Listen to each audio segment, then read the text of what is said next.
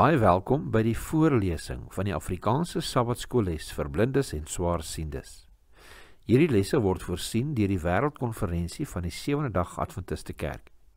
Die voorlesing van die les word aan u gebring deur SSL in samewerking met Adventiste Wêreldradio Afrikaans en word voorgelees deur Marlena Nel.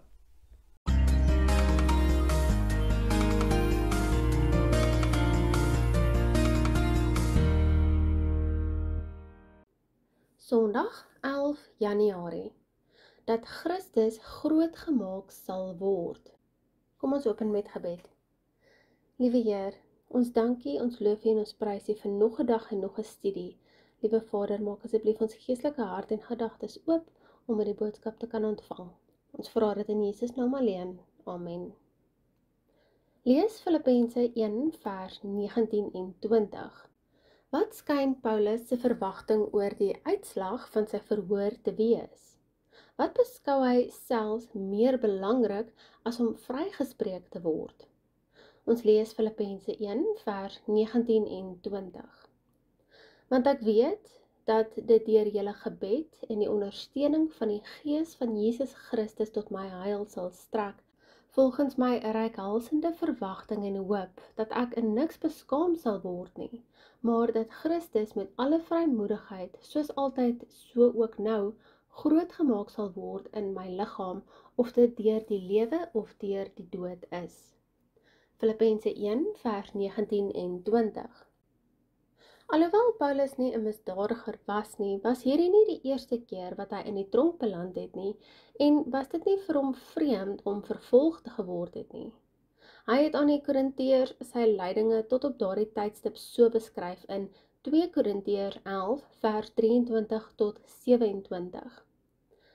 In gevangenskappe baie meer, in doodsgevare dikwels. 5 maal het ek van die Jode ontvang 40 houe op een na. 3 maal is ek met stokke geslaan, 1 maal is ek gestenig, 3 maal het ek skipbreek gelei.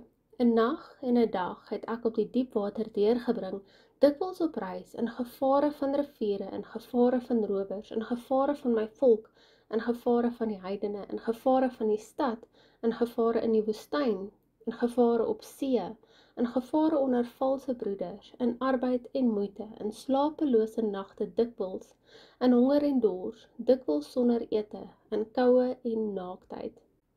2 Korintiërs 11 vers 23 tot 27.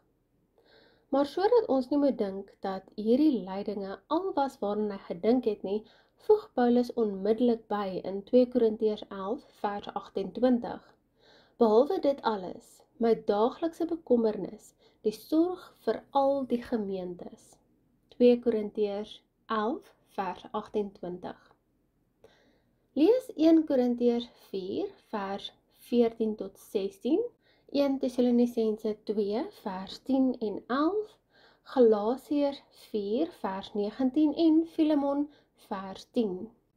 Wat was Paulus se verwantskapsverhouding met die kerke wat hy tot stand gebring het en met die mense wat hy vir Christus gewen het? Ons lees 1 Korintiërs 4 vers 14 tot 16.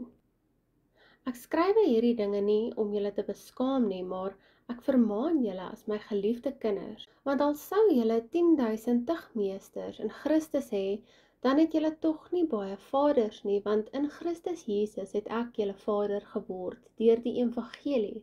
Ek vermaan julle dan, word my navolgers. Ons lees 1 Tessalonisense 2 vers 10 en 11. Julle is getuies en God, hoe heilig en regverdig en onberispelik ons gedra het teenoor julle wat glo, hoe ons, soos julle weet, net soos 'n vader sy kinders, elkeen van julle vermaan en bemoedig het. Ons lees Galasiërs 4 vers 19. My kinders, vir wie ek weer in barensnood is, tot Christus in julle 'n gestalte verkry. Ons lees Filemon vers 10. Pleit by jou vir my kind, Onesimus, wat ek verwek het in my boeye. Filemon vers 10.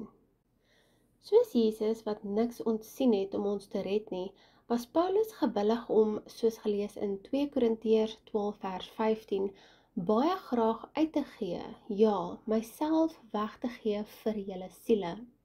2 Korintiërs 12 vers 15. Maar dis teenstrydig dat hoe meer 'n persoon se handelswyse Jesus sin weerspieël, hoe minder is hulle geliefd of word hulle deur sommige mense waardeer. 2 Timoteus 3 vers 12 sê vir ons, en almal wat ook godvrugtig wil lewe in Christus Jesus sal vervolg word. Maar getroue Christene bly straks die mees kragtiger manier om God te verheerlik, om die waarheid van die evangelie te openbaar. Filippense 1 vers 7 sê vir ons, soos dit vir my reg is, om dit van julle almal te dink, omdat ek julle in my hart dra, aangesien julle almal in my boeye sowel as in die verdediging en bevestiging van die evangelie my deelgenote in genade is. Filippense 1 vers 7.